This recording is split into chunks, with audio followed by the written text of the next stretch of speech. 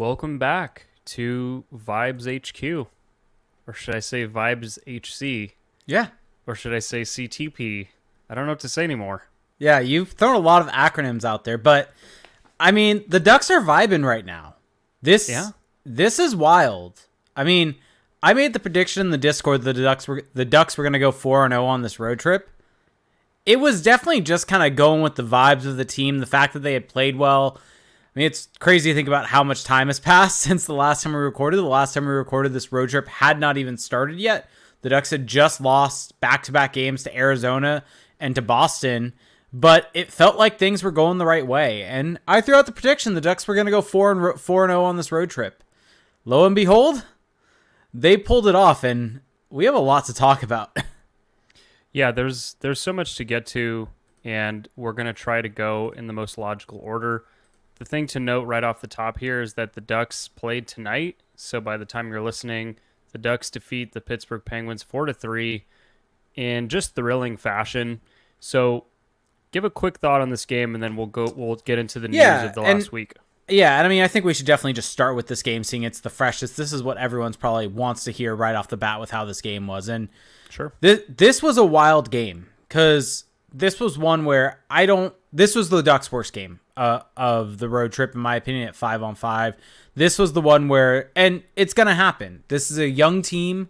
This is the last game of a over week-long road trip for this team, or a week-long road trip for this team. This is one that is going to be a tough game, and the Pittsburgh Penguins are a really good team. They're a team that is better than the Ducks at 5-on-5, and the Ducks are, last time I checked, 10th in the league in expected goals for percentage. Yes, you heard that right. 10th in the league at 52.7% expected goals for percentage. Pittsburgh is 6th at 55%. And that, along with some, let's go with sketchy officiating. And I'm not one to ever really want to call it officiating, because I think it is what it is. You have to live to deal with it. But the Ducks really had to battle back with kind of their backs against the walls in this game. The fact that Greg Cronin was booted from the game, the fact that he was given a 2-minute minor for that situation, and all of a sudden the Ducks on a 5-on-3. It felt like all cards were stacked up against this team. The fact that they weren't playing their best game, and they somehow battled their way through it. At every punch that the Penguins had, it felt like the Ducks had a counterpunch to their game. And Lucas Dostal came in, and, I mean, to that note, like John Gibson left the game after the first period with what appeared to be a back strain or something along those lines, after making a stretching save to save a goal at the end of the first period. And Lucas Dostal comes in and is pretty much lights out for the most part. I mean, comes up massive in the 5-on-3 to end the game, that the Ducks have to kill off. And that led to Mason McTavish, who's come up clutch for this team now multiple times. The Boston game, we'll get to it eventually, scores the OT winner. This game gets a breakaway and is able to bury it in that situation. And this was a game that the Ducks probably didn't deserve to win. We talk about the Boston game from a week ago, last Sunday before we recorded, how the Ducks deserved to win that game, but they just ended up on the wrong side. This was the opposite in this game.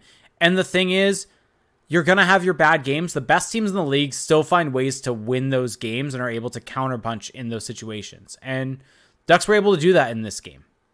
Yeah, they were in their D zone a lot in this game. They were having to defend.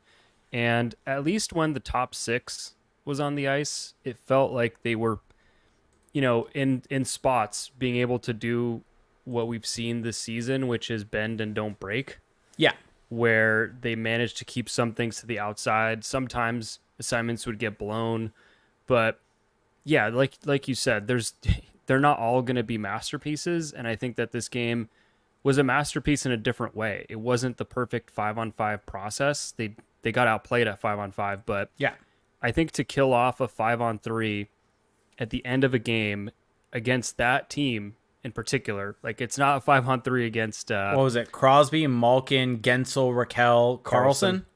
Yeah, it wasn't a 5-on-3, against the Sharks power play with I guess that's not really all due respect, but with the 0 for October Sharks, that was against like multiple Hall of Famers on one power play, and the Ducks were able to kill that off. And I think in large part, you brought his name up already, but Lucas Dostal just making incredible saves, getting across, closing off the angles. And for a smaller goalie, he makes a lot of blocking saves, and you would think that that's not really what what you would expect from a smaller goalie. You know, you would expect more reactive saves, but he was just getting over and almost making it look easy on some of these cross ice, across the Royal Road one-time shots that the Penguins were getting. Like the Ducks PK limited the damage in those final minutes, but they also, like, you're gonna give up grade A chances. 100%. It's the nature of 5-on-3, and Dostal came up clutch. Like, that is a clutch sequence for him. And there were a bunch of those sequences throughout the third period specifically where the Ducks, whether it was due to being tired on the end of a long road trip, being overly committed to some checks, potentially due to being not having Greg Cronin on the bench and trying to do a bit too much, but they allowed some really nice passing plays from the Penguins to open up some nice shots. And Dostal did an amazing job of tracking all of those shots and just kind of being so calm in his pushes. And this was something I noted a bit last year. And there was a game against the Oilers where it really felt like this, where he's just so in control with his pushes and cuts down the shooting angle so much that there's just not a lot for people to shoot at. And in that 5-on-3, I think Crosby had a one-timer where Dostal is just able to get to the post so quickly and calmly. And I would think for most goalies, that goes in. Like, that was a great shot on the post, really good shot from Crosby, great setup, everything like that. Dostal just read it perfectly and got to the post in plenty of time to be able to make the save there. And, I mean, it goes to show his numbers from the game, as you could imagine. 4.32 GSAX. That's not too shabby for a single game. Yeah, and the thing with Dostal this season is that he hasn't been amazing. No. But you don't need your like, if you're a team that's a competitive team, you shouldn't need your goalies to be amazing like that every single night. Nope. But every once in a while, you like for that to have that in their back pocket when the team is needing that lift. And he gave them that. And then, oh, by the way, as the penalty expires, just poetic fashion, Adam Henrique gets the puck up to Mason McTavish, scores his second goal of the game. And now Mason McTavish sitting on 5 goals, 6 assists, 11 points in 9 games this season. Like, he is having just like a Human Torch kind of start to the season. And I feel like because there's been so much excitement throughout this Ducks lineup with Zegras, Carlsson, and Tukov, go down the list, it almost feels like he's been overshadowed a little bit, but he's maybe been like arguably the best of the bunch. Yeah, and I think you could make the argument that from a production standpoint, he has been. I think the other guys maybe at 5-on-5 with their play has been better, but I think our view of those types of numbers maybe overshadows him a little bit with how well he's played. And I think the other point of this is that at some point those guys are going to get going, but right now they're not going from a production standpoint. So getting these goals from this second line is so important for this team right now, while that line, the top line of Zegras, Carlsson, and Terry, is a bit snake bitten. And so getting that from this line is huge right now. And McTavish has stepped up and scored big goals for this team so far. And so has Carlsson, so has a couple of other guys. Yeah. And so this was, I think there's a lot of games where they've played well and the vibes have been high. As you can tell with the Anaheim Vibes Hockey Club shirt that you can see in the logo above, go to crashspawn.com/shop to get your shirts. This felt like the ultimate vibes night, though, where you throw out the numbers. We don't typically do that with looking at some of those stats and numbers and things like that. But this felt like a night where the vibes were just on point. That's what matters from this game. I think you don't want this type of game to happen again from a process standpoint. But on a one-off, pulling off this type of game, first off, it can really snowball for you in terms of good process going off of this because you build belief. And I think from the other perspective of Greg Cronin's trying to build a culture, and we'll get to something he did earlier in the season, earlier in the week to create that. And this felt like almost the team trying to do it for him because of him not being able to be on the bench for the third period. Can you explain to folks what happened? Oh, man. So essentially what happened is in the second period, Ross Johnson appears to score a goal. Really nice shot from him. He deserves a lot of credit for really taking a nice shot in that situation. It is called back for goaltender interference. My best read on the situation was it was probably called back due to Sam Carrick engaging Erik Karlsson, which caused a bump on Tristan Jarry, which per the rules in the crease, any sort of contact like that on a defenseman that causes contact in the goalie is goaltender interference. It does not have any sort of situation of incidental, non-incidental. If you're in the crease, it's goalie interference. It was minimal, and so I think you have seen that go a little bit either way from time to time, but per the letter of the law, it was goaltender interference in my opinion. And so with the Ducks challenging, the Ducks ended up challenging it though, and the referee, I just wasn't going to overrule his call in that situation. And Greg Cronin went nuts. And I think Brian Hayward, we typically give him a hard time, but he brought up a great point that the referee has to have better awareness there of this is a close game. You're negating a goal and it's emotional. And Greg Cronin went off. And you can lip read all you want from that situation. He went off on the referee, and it didn't appear the referee even gave him a warning in that situation. The Ducks were already going to be going down a man in that situation also because of the challenge that didn't go their way, and the ref gave Greg Cronin a 2-minute minor for that, which put the Ducks on a 5-on-3 for 2 straight minutes to end the period. And it just feels especially harsh when you add in the context that they were already going on the penalty kill. The thing you got to keep in mind is that I mean, this is now a tangent, but go for it. There was that meeting with the coaches and the refs before the season, and the league has warned the coaches not to show up referees. Like that's fair. I forgot about that. That is a point of emphasis this season. And that's fair. That's a good point. I'm not trying to say it was a good decision or not, but that is the standard that they're trying to enforce. Yeah, and I think all things considered, if there wasn't already a penalty that was happening for the Ducks, I think that you would understand the referee giving Cronin a 2-minute minor in that situation. But it's almost one of those things where you would expect a little bit more awareness to not put a team down 5-on-3 for that. Yeah. Yeah, so, I mean, that's unfortunate, but the Ducks got a win for their coach. Another thing I wanted to note about this game before we get to some other stuff is just, and we'll have plenty of other opportunities to talk about him, but Pavel Mintyukov is just, like the first goal that McTavish scored, it's becoming routine for Mintyukov, but just, a keep in at the blue line to create, to keep the play alive with a smart pinch. He's just doing positive things all over the ice, creating defensively, offensively, neutral zone. And I thought that even though, yes, it's not a great process game overall for the team, the Ducks are still, they're still a team where you're going to look at individual performances as well, and you want to see growth from the younger players. And I thought that this was a good young players game. Like, I thought that Leo Carlsson and that line, they looked a bit better than they did previously in the previous game. And then McTavish, that line hemmed in a little bit, but McTavish really carried his weight defensively and obviously the 2 goals. And then Mintyukov just, doing what he does. And also Jackson Lacombe, like throughout the night, having a matchup against Sidney Crosby, at times getting steals along the wall. Like, it was just the young players are driving this team. They are what's making this go, because yes, Frank Vetrano might score 50 goals this season and he has been great, but without these young players elevating their game, we're not having this conversation right now like we are. Look at who was on the ice in the 5-on-3 situation.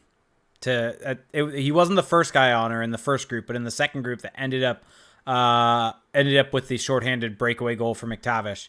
By the way, shout out to Dmitry Filipovich on the PDO cast, who just popped into our YouTube chat. Go check out the PDO cast as always. Yep. But who was on the ice in that 5-on-3? Jackson Lacombe. Yep. Like, I don't really know. I mean, that's kind of with the way the D is set up. But I mean, I guess you could have been on the PK all season. Yeah, but and rightfully in that situation, not Radko Gudas. It was Jackson Lacombe. Gudas got out there too, maybe for another PK, but I'll take a look at the shift charts. But I think in the 5-on-3 situation, it went from Fowler Labushkin to Fowler Lacombe. Yeah, at the end of the game there. Yeah. Either way. Oh no, Jackson Lacombe. It was Lacombe Gudas. Sorry, Lacombe Gudas. Lacombe has been very good, and it's not perfect. It's not like he's not fooling anyone out there as like the best defenseman in the league or anything. But no, he's solid. It's very rare. Like, this is how I feel with him and Mintyukov, and I'm very surprised I'm saying this about Mintyukov, but it is very rare for either of these guys to be caught making mistakes. They don't make mistakes very often. And for just their relative lack of pro experience, it's really, really impressive. Yeah, it's so impressive. So, anything else from this game that you want to touch on? No, I think we covered it. Okay. All right, so let's go back way back in the way back machine to what feels like forever ago now. When the vibes were not vibes HC. The vibes were not vibes HC. There were a lot of people that were upset, but the Ducks ended up in Columbus, and it came out that Leo Carlsson was not playing in that game. Yep. And I think it was either that day or the next day it came out that the plan with Leo Carlsson is that he is going to play 2 games a week. And there's been a lot of discussion about what a week definition is. I think we have our answer a bit today that it's Sunday to Saturday probably because Leo Carlsson played today and played twice over the last week, so there's probably that. But the thought process there is that Leo Carlsson will play 2 games a week to allow him to work on his off ice or work on ice skills, work off ice in the weight room and put on some muscle mass there, and essentially have a college schedule within the NHL.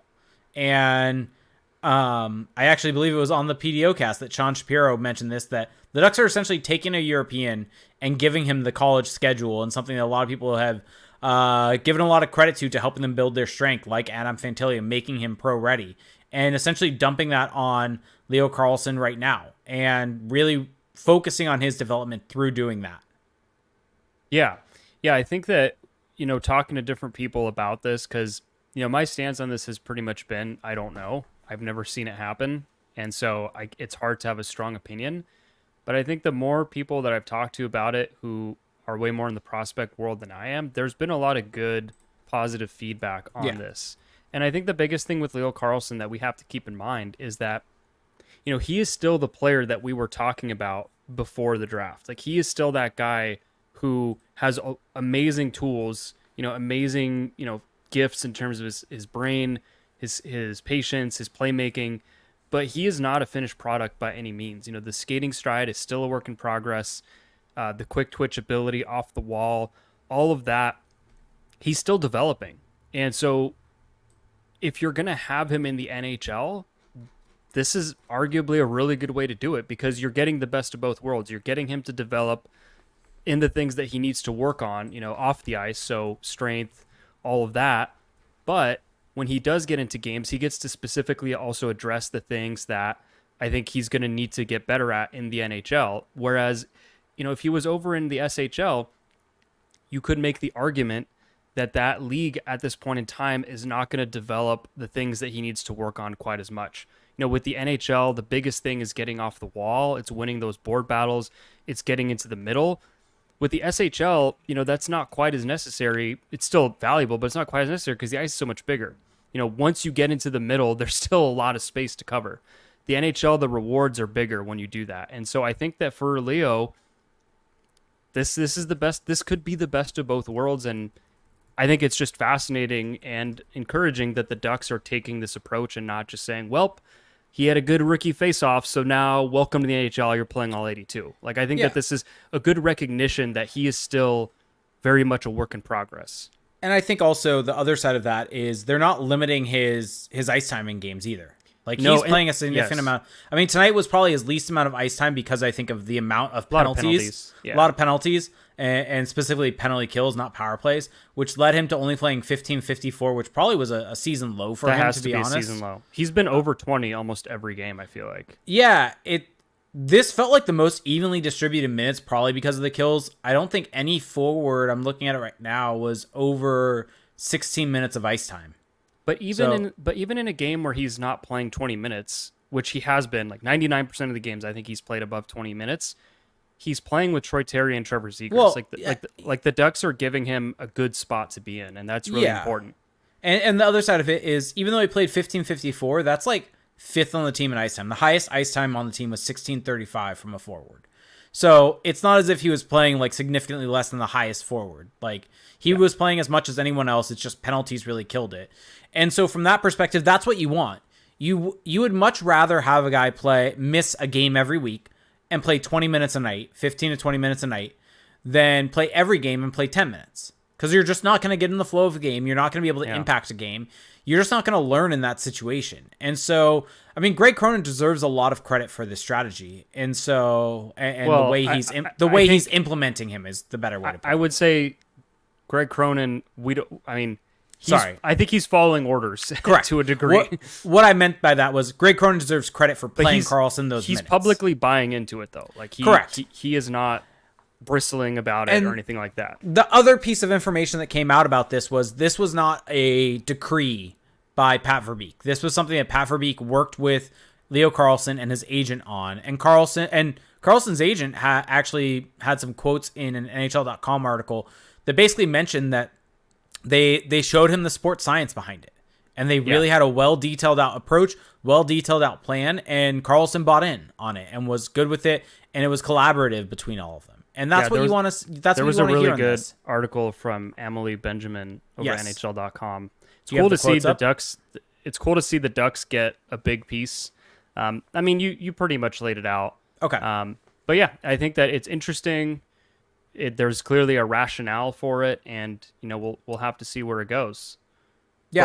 But not the only newsworthy thing that happened in Columbus, though, unfortunately. No, it was not. That was a game where the Ducks ended up winning the game in overtime with a late comeback, and that was Sans Trevor Zegras. Trevor Zegras did not take a shift in the entire third period, did not take a shift in overtime, and that was with some power plays late in the game to try to tie it. Greg Cronin stapled him to the bench. And what'd you think of that? I'll let you kind of take the reins on this one. Well, if you want to know my thoughts, there's a video on our channel here that you can go check out, where if you want to join the bunch of people that have commented on it very passionately, please go do so. Yeah. But look, I am not big on benching players for mistakes. Just like full stop, that is my own opinion. Agreed. But if you look at what Trevor Zegras did to get benched, essentially, I think that up to that point, he was having just kind of a whatever game, not great, not bad. But there was a shift in the second period where on the power play, turns it over at the blue line. All of a sudden, the Ducks have to get back. They reset. And then he has an opportunity. Then the Ducks are able to get back out on a rush after a little bit of a back and forth. He just kind of passes up a great shot opportunity / passing opportunity, just kind of whiffs on a basically what could have been a 3-on-1. And then as he's circling the net, just without really even taking a look, because at that point the Ducks have 4 guys below the goal line, he just throws it into the middle. It goes right back to the Blue Jackets. And, mistakes happen. Like, mistakes are fine. It's a game of mistakes. What's the saying? Like, the team that wins is usually the team that makes one less mistake, right? You're not going to play a mistake-free game. But what coaches want to see when you do make a mistake is how do you respond? And on that play, Trevor Zegras responded very poorly. He turned it over, and he skated back, quote-unquote skated back. He kind of did the dead controller thing. If you're watching the rush going back the other way, he doesn't actually get back into the picture until the Blue Jackets have gotten shot off from the Ducks slot on a 3-on-2, basically. Trevor showed really poor effort on that play, and it was a longer shift, blah, blah. There was reasons for it, but it was poor effort. And Greg Cronin is trying to set a standard with this team of effort, of be hard to play against. The standard was just not met on that play. Yep. And he was benched for it. Yep. And this is just my opinion on this, so obviously no inside information, no nothing or that. But first off, kind of the Zegras had an interview after the Boston game, I believe, or maybe it was the Philly game. It was the Philly game where he talked about the benching, and Zegras said he saw things he didn't like, and the standard needs to be better than that, and the message has been received. And essentially, he's bought into it. And he also said, I totally understand where he's coming from regarding Cronin. Correct. And so my read on this situation is that Greg Cronin has a standard that he set for Trevor Zegras. And it is a situation of out of almost love in some senses of, I know you can be better than this. I know what you can be. And Trevor Zegras, we should mention this, has been one of the best Ducks forwards this season. Like, he has a case that he has been the best. Yeah, like, he does not have the point production to show for it, but if you look at some of the underlying metrics, he's just snake-bitten, his line's been snake-bitten, but he's put in the work in his own zone. And you look at some numbers like expected goals above replacement, he has the highest expected goals above replacement defensively out of any forward on the Ducks team, which just goes to show that his defensive work rate this season has been better than anyone else on this team. And with that being said, when he does not meet those standards that he has shown he can have, that is not good enough to Greg Cronin. And essentially the message that's being sent is, I know you can be better than this. If you're not giving me your all, you're not going to play. Well, it's just an inexcusable play. Like it's not even just a Trevor Zegras thing. I think if any player does that, they're going to draw the ire of Greg Cronin. Like you can't not skate back when you turn it over. It's just an inexcusable play in the NHL. But I also think he's really harping on, and we all heard before the season, everything like that, about Zegras' defensive work rate. And so I think they're really harping on a lot of that stuff. And I mean, to be fair to Zegras, like we said, he's shown up outside of that Columbus game. I think he's been amazing. Tonight may have been a little bit of an outlier on that also, but he's been great in every single game they've played him. I mean, just a little bit of segueing a little bit on that. I also think that entire line, I think Troy Terry has gotten a lot of shit from a lot of people because he has not scored. Has he? Yes. Oh, because he hasn't scored. Okay. Depending on where you look. He has scored. Sorry, he has not scored a bunch. And and he's overhandled some pucks, and I think it's noticeable for people, and they're really focusing on that. But his work rate in his own zone, his ability to strip pucks has been front and center, I think, this season. If you really watch all of his shifts and the amount of work he does on the board to pull the puck off the board, to set up a rush going the other way and create a chance, that's something that does not make the highlight reel, but that is something that Troy Terry has been on his game completely with this season and should get a lot of credit for that. And so that's what I kind of was saying earlier when we were talking about Mason McTavish. The Zegras and Terry line has been going. They just haven't been scoring. And that's kind of where I'm getting at, is they aren't getting many chances against most nights, and they're getting a lot of them for, and they're just not going in. Yeah, I think that when you watch the Zegras, Carlsson, Terry shifts, they don't play a lot in their own zone. Like I think tonight was probably their worst game in that respect. Yeah. But usually they're getting the puck out of their zone quickly, and a lot of that is because Trevor Zegras has really shown a new layer to his game that we talked about last week. Yep. With the energy, the hustle, and the physicality along the wall. And because Terry, Carlsson, and Zegras are all capable of making short, small area plays, they're able to get out of the zone quickly. And then when they're in the offensive zone, I mean, there's just so much talent and brain power between those three, particularly between Zegras and Carlsson, that it's yielded really, like, their numbers are just outstanding. Yeah. And I think the quibble with Troy Terry isn't completely invalid. Like tonight, there was a chance he had where he had so much time to set up on the left flank. I think it wasn't the power play. And just kind of like, and that's just kind of been him all season on the power play. But I think overall, he's gonna get his goals. He's gonna get his points at 5-on-5. We'll see about the power play. But think he's been fine.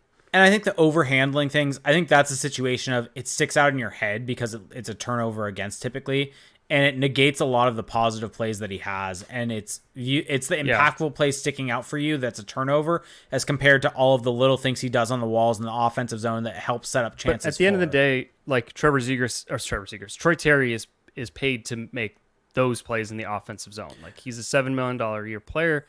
And that's why people are holding him to that standard, not negating the good things he's doing. My thing with all of my critiques of Troy Terry this season have really nothing to do with his play at 5-on-5. It has everything to do with his play on the power play. Because I just think, again, Troy Terry is an agent of chaos, and where he really kills teams, the opposition, is on the rush, where he's able to take advantage of defenders. And in a static environment on the power play, it's just not really his game. And, not saying it can never be his game, but right now it's like there's some guys where if you give them too much time, like they're almost worse off than if you give them less time. It's like me with, school assignments. Like if you give me a deadline, I'm going to get on my ass to do it. But if you give me a long runway to do it, I'm going to fumble it. So that's just been the story for him on the power play. But I mean, the numbers kind of speak for themselves at 5-on-5. Like the offense is being generated. It's just not resulting in points quite yet. Yep. And so from the Columbus game, we didn't really talk about the game too much overall. I mean, it was a great win. It was a great win. Brett Leeson tied the game late to send the game to overtime. And then somehow I'm spacing with how much has happened. Who scored the OT winner in that game? Was it McTavish? No, McTavish scored the OT winner against Boston. Boston. I think it's all meshing in my head. I'll need to look it up. Was it Vetrano? Yes, it was Vetrano on the breakaway. Vetrano's a good guess just because Vetrano scored a bunch. Yes, and I mean, we should briefly mention Frank Vetrano. I think we're just going to bounce around for the rest of this before getting to the Boston game. But Vetrano has been just shooting the absolute lights out so far this season. Yeah, so he has, let's see. I think he has 8 goals. He has 9 goals. 9 goals now? Yeah, he has 9 goals, and what is his shooting percentage? It's like 27, 28%. Yeah, he's shooting 29% after tonight. Yeah. So, like, there's 2 layers to this. Yep. One is, I think that he's played very well. This Yes. is the best Frank Vetrano has ever looked to me playing with the Ducks. I think that he looks a lot more like the player we thought that the Ducks were getting when they signed him, where, just chippy along the wall, making smart plays in the middle of the ice, getting it into the middle, some good speed along the wing, a little physicality. He's doing all those little things that you want to see. And like the shot is he's taking good shots. Like that's the other thing I want to point out is that no, he's not going to score on nearly a third of his shots, No. The rest of the way. But he's taking much better shots to me than he was last season. A lot of shots from between the dots, a lot of shots off passes. It's less of the, okay, well, I finally got into the offensive zone. Let me just fling one from a bad angle. Like he is taking better shots to me this season. Yeah, and Frank Vetrano, has 9 goals. Sorry, he scored tonight, so that puts him at 9 goals in 9 games. I think he leads. Someone mentioned this in the YouTube chat. He leads the league in goals now. He might. Yeah. So I mean, you're spot on there. I think he's playing a much better 5-on-5 game, a much better game overall than we saw last season from him. And I think that is the most important part because, pretty much like you said, he's not going to score on a third of his shots on goal. Like that's just Unrealistic. That's just unrealistic. That's not going to happen. But there is a good underlying process there. Yeah. And so even when those goals dry up, he's going to end up creating chances for his team, help his team score goals, everything along those lines. So you have the good process there, and he's out shooting what he should right now. But at a certain point in time, this is kind of where I was getting at, Terry, Zegras, Carlsson will start scoring more goals than they have as of late. And that's kind of the ebb and flow that you want within a lineup of when one line is hot, they're able to carry you a little bit. And then they're going to cool down a little bit and another line will get hot. And that's kind of what you want over or throughout a team. Yeah, but the biggest positive so far, not the biggest positive, there's a lot of positives, but it's that the Ducks have 2 lines that are playing solid 5-on-5 hockey. McTavish, Vetrano, Strome have been above 50% expected goals percentage. Yep. And they're getting the production right now. We don't think it'll continue at this rate, but they're still playing sound hockey. And then when Carlsson, Zegras, and Terry are out there, I mean, it's the best of both worlds. They're generating a ton of offense. Yeah. And they're really not allowing much. Yep. Of course, the caveat there is going to be that Leo Carlsson's not going to play in every game. So we're going to kind of have to see how that Henrique, Zegras, Terry line or whatever they end up doing is going to shake out. The one thing we should probably shift to, unless there's anything else to say, I mean, we could probably talk about the Boston game. Yeah, we should talk about the Boston game, but Vetrano is tied with DeBrincat at 9 goals. That's what it is. Yeah. So, let's talk about the Boston game, though. Yeah, Sorry. I mean, that was a wild game. I mean, Leo Carlsson picking up another goal, Mason McTavish scoring in overtime off of a great feed from Leo Carlsson. Yep. Like that was, I don't want to say that was the game that kind of shifted the season for the Ducks because it's been a good start and it's been a very short amount of time, but that comeback, down 3-1 to win 4-3 against a good, against a solid Bruins team on the road in Boston. Like that's one of those moments that can really galvanize a team. Yeah, and I think that this was a somewhat similar game to the Pittsburgh game where maybe it wasn't their best 5-on-5 game overall. It had ebbs and flows. I think that Boston's a very good team, though. That's kind of going to happen. But for the Ducks to essentially come back in that game and score 2 goals late with the goalie pulled, that just kind of shows the resilience that you kind of need. And they're able to essentially get some positive regression in a way that they had not had earlier. And it started going their way. And I mean, I will say they were actually better than I think I was giving them credit for. And now I'm recalling the Greg Cronin quote even. talking about that second period when they allowed 3 goals and the fact that they actually had more of the chances at 5-on-5. And so that was a game where they actually held with Boston throughout that game and were able to find some goals late. And on the backs of Carlsson, on the backs of Troy Terry, Zegras had an amazing little stick lift / battle play to get the puck back to help set up the Carlsson goal was what I think the one that was set up by that. And then McTavish ends up finishing a chance in overtime. And it just, that was the moment that it felt like, okay, this is a vibes team. This is a team that is just going to be fun to like. And so for anyone out there wondering what I mean by that, this is a team that kind of is just not going to give up. They're going to play fun hockey. They're a young team that just, it's almost like they don't know what they're up against, right? Like, I feel like there's always a team every season that's kind of like that they just don't know what they're up against in those situations, and they just don't back down. They're able to keep going. They're able to keep playing. They're able to keep pushing throughout any situation. And we've seen it. I mean, I think Toronto comes to mind their very first season with Matthews, where it's just kind of the vibes are at a high. There wasn't a whole lot of expectation, so everything that's going right is always a huge plus. And when something goes wrong, it's like, okay, we weren't expecting it to be that good. And so I think that's where I'm at with why this is such a vibes team this year. Yeah, I mean, it's fun. It's fun to see what they're doing. The vibes are good. And some people are bringing it up in the chat, but something to really highlight is that this was the first game for Zegras after the benching. Yes. And he really, I thought, had a pep in his step, playing in probably the town best game where of the season. Yeah, playing in the town where he played college hockey.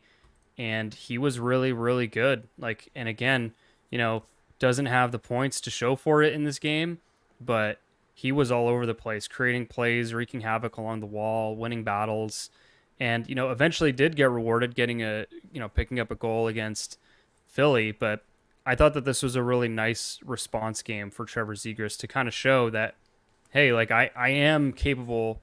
I should be held to that high standard because this is what I can do when I'm on my game. Yep. And I mean, on the flip side of that, also Cronin threw him right back out there and played him a bunch. This wasn't any hard feelings held by either side. Message was sent, message was received, and Cronin put him back out there and trusted him. Yeah, it wasn't like, oh, I'm going to bench you and now you're on the short leash, you're going to be dialed back. It was a very quick kind of Band-Aid rip and now back to business as usual.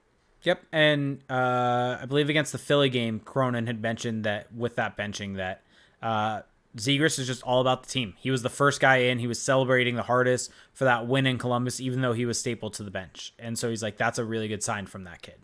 Yep, exactly. So, I don't know. It's kind of all I've got on the games, unless you've got anything else. Yeah, not a whole lot. I mean, it's weird because typically you would expect the game against the Flyers, a game where the Ducks scored 7 goals, Frank Vetrano had a hat trick, that we would have a whole lot more to say, but that almost feels like the most ho-hum win out of all of these. It wasn't somehow, really, some way. It wasn't really a statement win, despite the Ducks playing well. The Flyers have been a team that has been a lot better than I expected defensively, yes.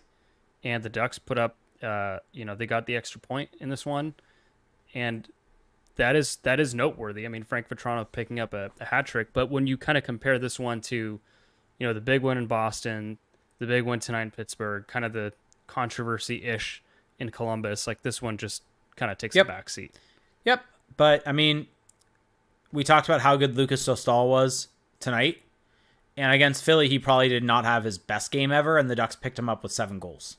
Yeah. Should also point out that Leo Carlsson played in this game, and I didn't think he had his best game either. So he's kind of had some up and down performances, and that's going to happen. Like, he's not going to be amazing every single game. And I thought tonight was a better showing against Pittsburgh, but he's still kind of figuring out. I mean, he's barely into his NHL career, so it's not a hot take. So he's still figuring it out. But that's why you got to temper your expectations a little bit about what he's going to look like every single game, and maybe why the Ducks are correct with their approach. Yep. And so we'll see if he plays Wednesday. I feel like he probably will, just because if we're going with Sunday to Saturday, there's only 2 games this week. And then maybe he will end up sitting on the Sunday game next week. Maybe that's kind of how we'll end up playing. Yeah, we'll see. One thing I should talk about, or we should talk about, is that, Alex Killorn, is he close? Do we know if he's close? I mean, there was the confirmation that he was skating at Great Park with the skills coach last Yeah. week. Yeah. And what was it? 4 to 6 weeks was the timetable. I think 4 weeks was last Wednesday. Yep. So we are approaching the 5-week mark, the middle of that timeline. So, I mean, we'll have to wait and see. It's unknown, I guess. And we don't really have any updates on him from the team. We don't have updates on Drysdale, no updates on McGinn. So kind of unclear. And I mean, didn't look pretty for John Gibson either. So maybe Lucas Dostal is going to get the reins here for a little bit, and Alex Stalock will come up and be the backup. That may be the way things go up in the near future. I don't think the Ducks have very many back-to-backs incoming, so Dostal should be able to have a little bit of runway here. Well, let me ask you this. Once Alex Killorn comes back, which we're assuming it's close, what do you do with this lineup when Leo Carlsson is in? Like, let's just ignore the non-Carlsson games. You had to go there with the question because that's the one I've been dodging for a bit now. I mean, I'll give you my take. I'll just jump in and you can react to I mean, my I think take. I agree with your take with where you're going to go. So I think Frank Vatrano has had a fantastic start to the season, and this is not a slight against him in any way, shape, or form. But Alex Killorn is being paid $6.5 million. He has a history of being a finisher. He is a good, 5-on-5 player. Not amazing, but he's a guy who can play and be elevated by playing with playmakers. Like, I think that him next to McTavish, and this is now spoiling my answer, but Killorn, McTavish, Strome makes the most sense to me. Zegras, Carlsson, Terry, you don't touch that. And then a third line of Frank Vatrano, Adam Henrique. Jakob Silfverberg's been better than I expected. I would prefer to see Brett Leeson in that spot. But I think Vatrano and Henrique, it's a better situation for both of them. They're not being cast off to a third line where they're basically playing with fourth liners. Like, Henrique and Vatrano are both guys who can play in a top six, and all of a sudden they're in a third line role, and I think that they can thrive in that. So that would be the direction that I would go in. I don't know who sits out, but I think that you signed Alex Killorn to be in a top six, and I don't think that him being on a third line with Henrique and Silfverberg is going to be a waste of his talents. He needs to play with a playmaking center, a true playmaking center like a Mason McTavish. Yep, I don't disagree. I think there's going to be a lot of people that will push back on you on that and saying, how do you drop one of the leading goal scorers to a third line, yada, yada, yada. And I think the way to adjust your thinking on this is it's no longer a third line. You have to think about it almost as if it's a top nine. You have a top nine, which is what the best teams in the league do. And sure, maybe that line is the weakest link of those three. But what you can do is you end up playing the line that is going that night. And to their credit, like Henrique, Silfverberg, and Jones have not been horrible of late. And so if you prop in Frank Vatrano there, they'll get better. I think Max Jones has been fine, but I think Vatrano has been significantly better than he has been at 5-on-5. So it's just going to improve everyone. And so you add more depth, and all of a sudden, we talked about, right, depth of this team, and that was the concern, right? Scoring depth. And all of a sudden, this team looks a lot deeper than you would have thought. Well, I was going to add, though, that if you really want, you can put Ryan Strome on the third line and have Vatrano and stick with Vatrano on the second line until he inevitably cools down. But yeah, I mean, the Ducks do look deeper. Maybe it's a little bit soon to make that take because some of the numbers for those lower tier lines don't look as great. But the thing is, I think the big thing to me with, the fourth line, the third line is that they're not generating much offense, but they're not getting, they're not allowing a ton of offense against. Like, they are just kind of out there playing boring-ish hockey, which, for where the Ducks are at health-wise, missing a Brock McGinn, missing an Alex Killorn, getting that from that bottom six, because to me it is a true bottom six. Like, it's not a third line that's part of a top nine. Yeah.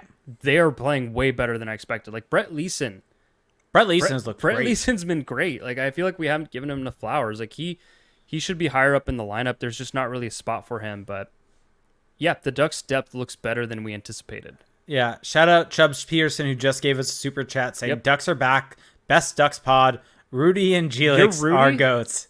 Yes, Rudy? I guess so. This is what the AI images have said, that I'm Rudy and you're Jelix. I mean, it is kind of shocking that you've never had that as a nickname. So. I haven't. Well, Did I? Maybe in high school for water polo at some point I and did. to the question about did I forget Lundestrom here? I mean, I'm not really forgetting him. I'm just talking about the team that's playing right now. Like he's not going And, to be back until the new year. So and I think Lundestrom is probably your fourth line center. I mean, he kind of has to be. Yeah. Like you're not putting Adam Henrique on the fourth line. So Yeah. yeah. So but and the thing is, these are all just like these are all These just are good labels. problems to have. Yeah, but these are all just labels. Like being a fourth Yeah. liner on a good team means you're playing on a good team and you're contributing, right? Like it doesn't mean that you're a bad player. So if it ends up being the case that Isaac Lundestrom is on the quote unquote fourth line, that may be a great spot for him, especially in the system. Yep. Completely. All right. Anything else or want to start getting into some questions? Questions? All right. So we're going to start with our Discord and then we have a couple on Twitter. Then we'll get to Twitch and YouTube. We'll kind of blitz through these as fast as we can. So here we go. I'm trying to get to the beginning because there are a lot of questions. All right. Shaken Wing said, Shaken Wing said, after watching about 10 games with what contrast and comparisons do you have from last year? Structure. One word, Yes. structure. This team Yes. plays with structure that it did not have last year. Yes, I also think youth movement. I think that the youth are being given a chance to thrive, being put in positions to thrive, and being optimized in those roles that we did not see them in last season. Yep. I think that is also a key element here. I think if Dallas Aikens was the coach, you would not have seen Jackson Lacombe out there in that same situation. Dally just can't go a podcast without catching strays. I mean, do you disagree?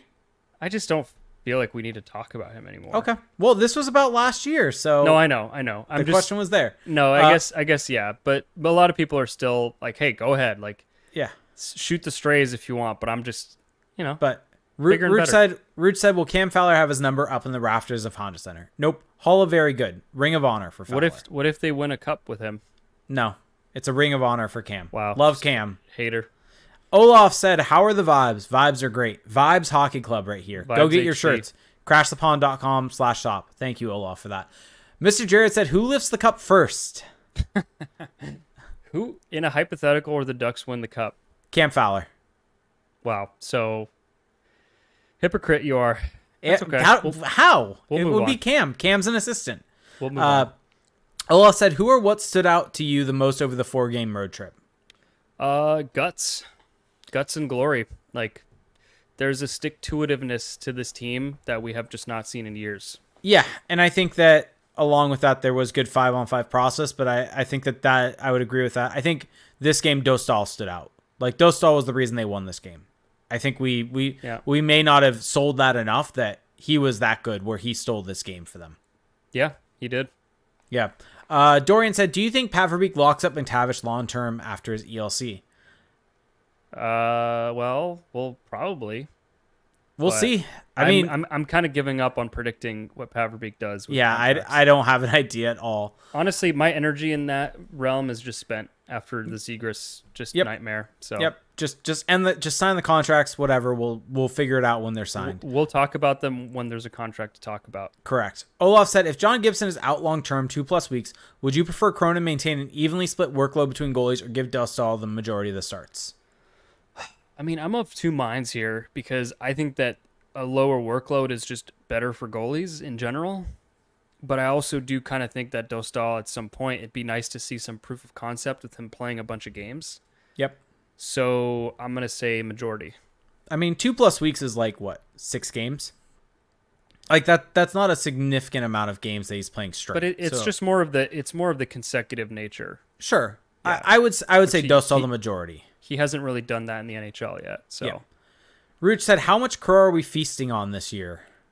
I mean, I think that this start was within our kind of realm or our range of expectations. Yeah. But I didn't think that it would hit like to this degree by any means.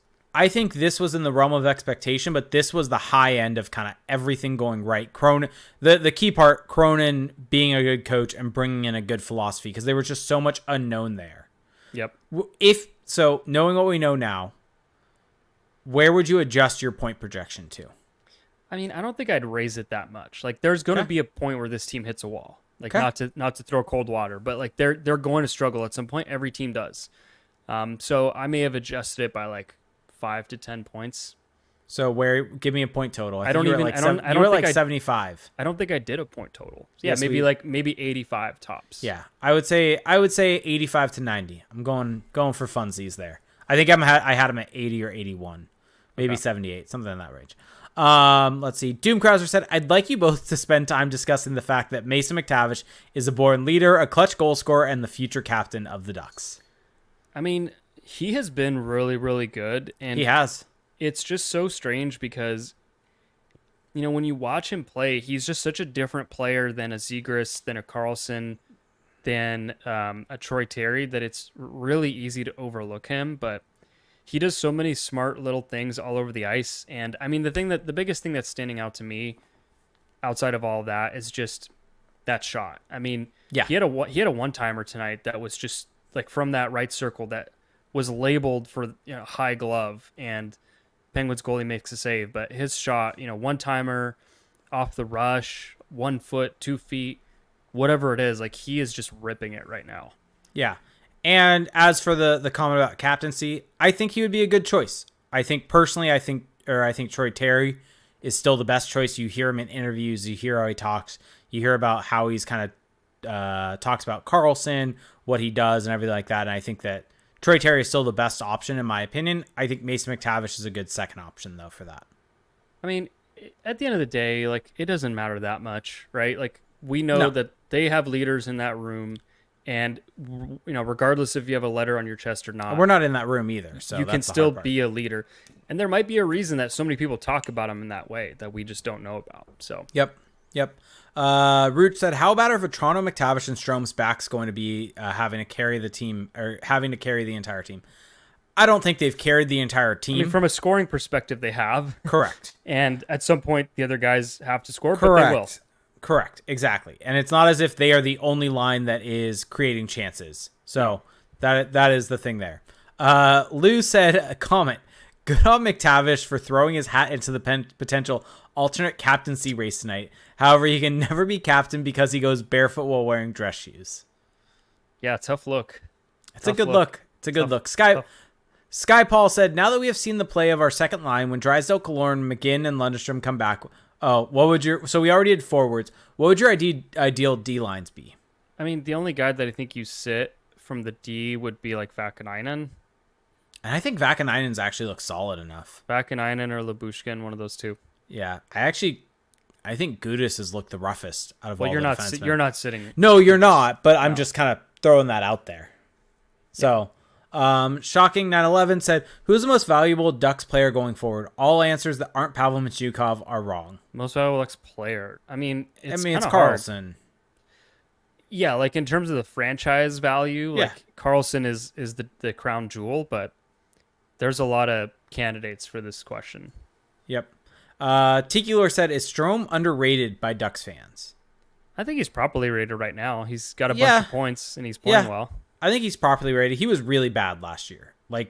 This start does not you can't overlook just how bad he was because of the start this year. I think you can maybe make some assumptions about the entire team being bad last year and Dallas Eakins being the coach. That's the thing. Everyone was not great last year. Correct.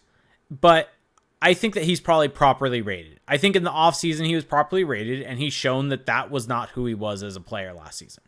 But he had to come out and show that and prove that. Yeah. All right. We've got some more here, so let's just keep on going. Rich said, should we give Troy Terry the Zegras treatment? What does that mean? I don't know what that means, so we'll move on. Lactic said, I'd like to propose a revisit of the Strome-Vetrano contracts now that they're free of Dallas shackles. How do we grade these contracts now? Do we give Verbeek a bit more credit now that we've seen some performances similar to before they entered free agency? I mean, give it more than 10 games or whatever. Yes. But yes. I feel the same about them as I did. Honestly, my opinion on them hasn't really changed that much. Like they're still just kind of fine contracts, especially with Vetrano. I think you need Strome to play better for sure. More consistently to make that contract look better, but my opinion hasn't changed that much. Yep. Rich clarified saying benching Troy Terry. No, that's a dumb idea. I mean, you and I are both in agreement that benching is a bad decision in the first place. So, and I think Terry's been good. I think he's been really good defensively. He hasn't done anything if the standard for benching is, kind of these inexcusable defensive effort plays, Troy Terry isn't anywhere close to being at fault in that way. So Yeah, I'll let you take this one. Sky brings up, what's your ideal power play lines? oh man, my ideal power play would be Zegras, Carlsson on the right, or sorry, the left wall, and then McTavish on the right flank as that one-timer option. You can put Strome, you could put Henrique in the bumper spot, and then Pavel Mintyukov at the top. Okay. Doomcross said, with the league reportedly warning coaches before the season to tone down yelling at the refs, does Cronin get fined for his behavior tonight? I mean, I don't know how the fines work. I don't know how all that is, dished out, but maybe. Yep. Sky Paul says, why don't the Ducks name a captain? Don't know. Great question. Yep. Unclear. All right. I've got a couple DMs, so we can do these very quickly, and then maybe a couple of Twitch and YouTube. You got time for that? Yep. All right. So we'll start with these couple Twitter questions. New pod bit. This comes from Chris Kober. Take bets predicting which games Leo will play / sit each week.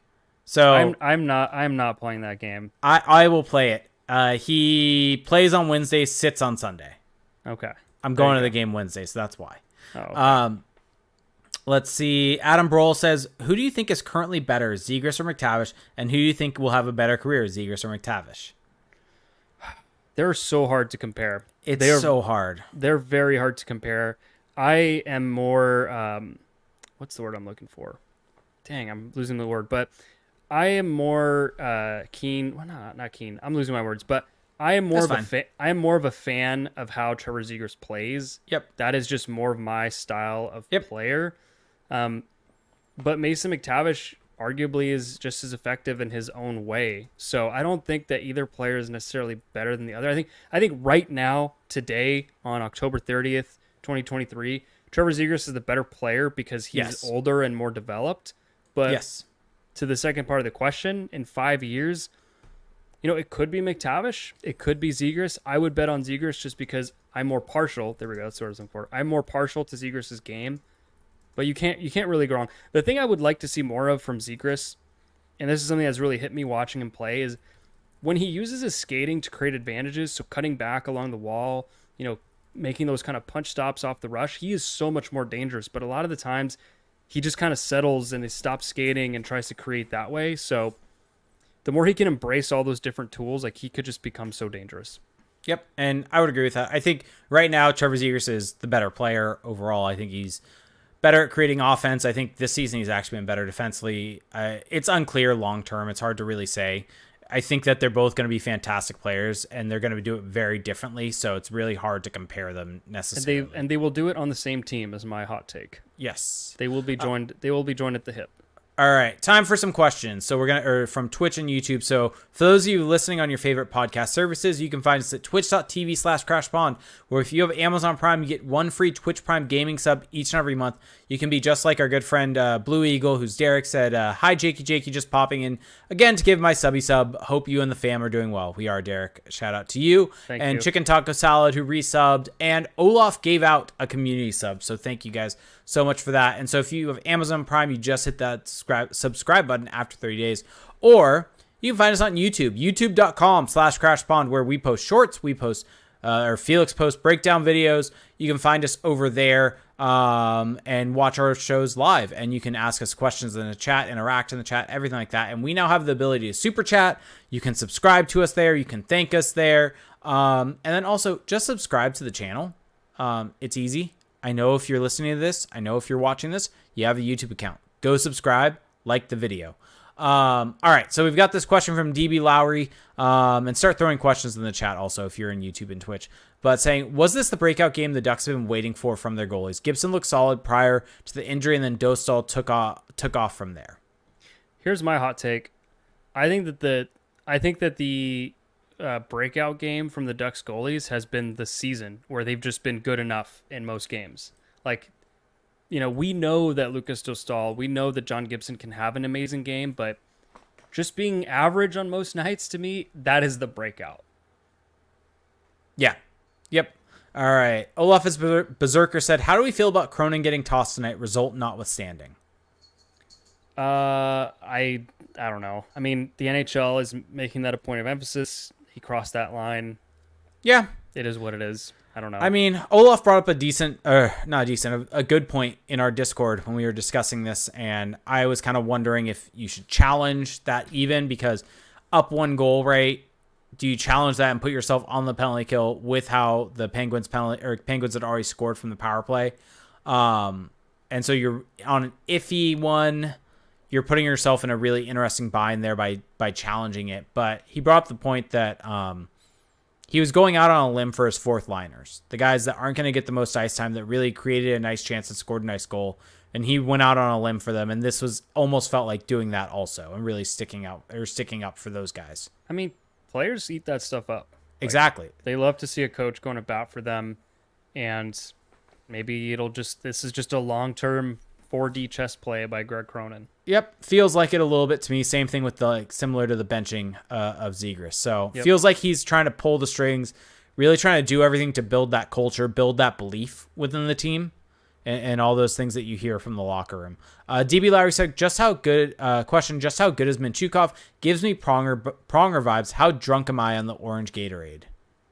I mean, you might be drunk if you are comparing Mintyukov to Chris Pronger, but I don't like to do this.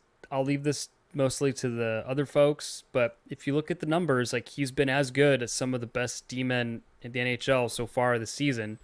Not saying he's as good as Cale Makar or Adam Fox or any of those guys, but he has played at that level. And the stats say it. The eye test says it to me. Like, just how aggressive he is all over the ice, creating plays, creating everywhere.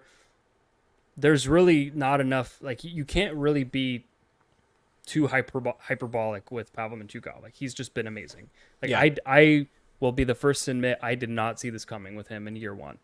Yeah, I think a Pronger vibe is a little. I wouldn't say that. I think he just doesn't play that way. No, he plays closer to like a Cale Makar, I think, and not trying to put those lofty expectations on him. But that's kind of what I see with him, and someone that's good in his own zone, is able to get out in transition and constantly create chances for. Hardcore Luchador said, question, has this stretch been your favorite, been a favorite for you both as reporters / creators? It's different than we expected. Man, that is a great question. I honestly haven't really had the time to like view it in a bigger picture perspective. Because what? It's a pretty low bar. The first season of this podcast was the 17-18 season, where the Ducks finished with like 100 points, right? It was still Randy Carlyle as the coach. That was the year of the Vatanen for Henrique trade, if I'm remembering correctly. Yeah. Because we covered that trade. I will say my answer to that is yes. Because if you look at this team, the build-up, like the fact that we have seen these players get drafted by the team, that we have talked about their development, that we've kind of followed them from the very beginning, that we've debated draft picks before they were ever picked. Yeah. And now to see it play out on the ice, it's just really cool. Like, it gives you, we have nothing to do with this team's success at all, but you do almost feel like a sense of investment just because, like, we've been there with this kind of rebuild since day zero. So I think that, yes. Yeah. Although I will say, though, that, like, if you go back to our original seasons, there was a joy in kind of those early days of doing every game and really seeing it build and kind of grow from zero. I think that it's going to be hard to ever top that. But as far as just what we're seeing on the ice, like, this is the best it's ever been. It was also, I think, you and me figuring out our voices in this realm, in this era, whereas now we've been doing this for so long.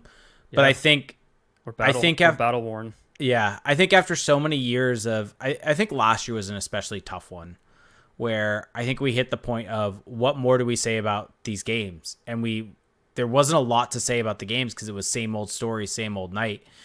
And this week, I mean, to peel back the curtain a little bit, most of the time it's you and me just vibing off each other, shooting the shit. Don't really have a script. We know generally what we're going to talk about, and we just kind of go off of it. But this week, with kind of how much happened and how many fun things and also controversial things with the Zegras benching, but how much of all that happened, like, I sat down before we went live and just kind of at least jotted down everything that happened. And it's been a while since kind of I've been able to like think through that many different fun things that have happened over the course of a week for this Ducks team. Yeah, it's just all positive right now with this team. even the stories that are lesser, less enjoyable, like the benching, they ended up having a happy ending. Like Yeah. it's just been so rare, and yeah, and honestly, like I think we should give a shout out to just everyone that supported us through with this beginning, Yes. because Yes. I think part of the reason that you and I were a bit deflated last season was because, I mean, our fans, our listeners were deflated too. Like, showed in the numbers, not as many people listening. We still appreciate everyone that was hanging in there with us, but it's just a different vibe when you can feel the excitement coming from the listeners too. Like, it is a two-way street at the end of the day. We're not just talking into a void. Like, we feed off of you guys' energy. Yeah. I mean, case in point, this episode, we have well over 100 of you guys in here. I can't remember the last time we broke 100 with live stream. So Yeah, that, maybe last week, or no, we were at like 80. I don't remember. yeah, exactly. So But it's been higher this season than it has in a long time. And I think that just goes to show that this is fun right now. There are times where we still love doing this always, but with how the team has been, it can be feel like a chore at times, and this is fun. Yeah, it feels like we are being loved back by the product. Yes. So, Yes. So that was a long, very candid answer. But yeah, good question though. yeah. So I think that's probably going to do it for us tonight. Yep. I don't really have anything else to say.